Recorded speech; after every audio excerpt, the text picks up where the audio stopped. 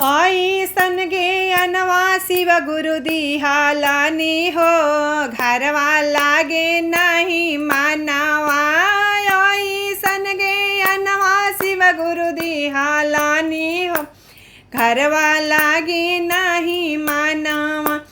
लागे नहीं मनवा, घरवा लागे नहीं मानवा। लागे नहीं मनवा, घरवा लागे नहीं मानवा। ऐसन गे अनवा शिव गुरु दिहालानी हो, घरवा लागे नहीं मानवा। ऐसन गे अनवा शिव गुरु दिहालानी हो, घरवा लागे नहीं मानवा। मोचिया बैठाली हमर सासु गरिया वेली, मोचिया बैठाला हमर सासु गरिया वेली। सासु गरिया वेली, ससुर जी गरिया वेल। सासु गरिया वेली, ससुर जी गरिया वेले।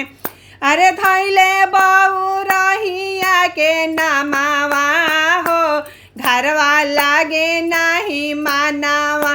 धैले बहू रहिया के नामावा हो, शिव गुरु लागे नहीं मानवा।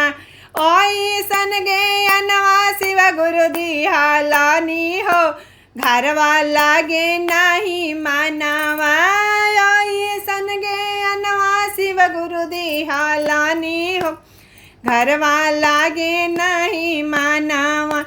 लागे नहीं मनवा, घरवा लागे नहीं मानवा। ऐसन गे अनवा शिव गुरु दिहालानी हो, घरवा लागे नहीं मानवा। रामी रसोइया हमर गोतिनी गरिया वेली, रामी रसोइया हमर गोतिनी गरिया वेली। अरे गोतिनी गरिया वेली, भसुर जी गरिया वेलान। गोतिनी गरिया वेली, भसुर जी गरिया वेलान। अरे हमारा के कोई लनिया लगावा हो, शिव गुरु लागे नहीं मानवा। अरे हमारा के कोई लनिया लगावा हो, शिव गुरु लागे नहीं मानवा।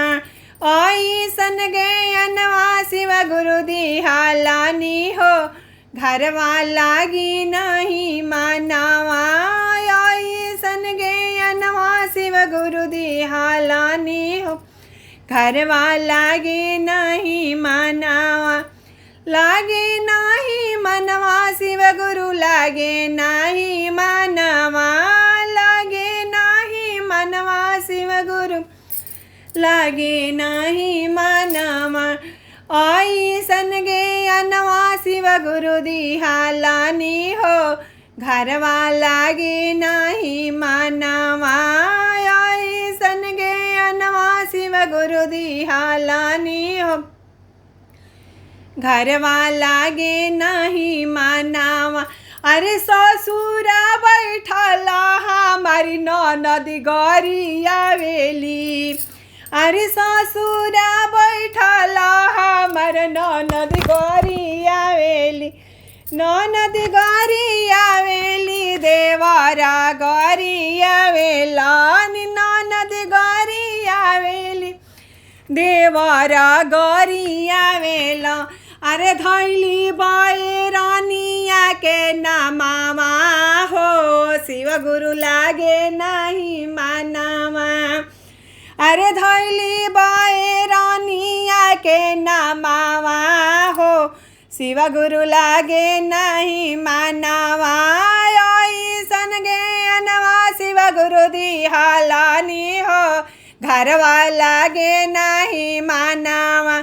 ऐसन गे अनवा शिव गुरु दिहालानी हो, घरवा लागे नहीं मानवा।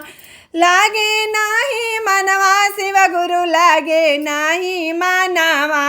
लागे नहीं मनवा, शिव गुरु लागे नहीं मनवा अरे ओई सन ज्ञानवा शिव गुरु दिहालानी हो घरवा लागे नहीं मानवा।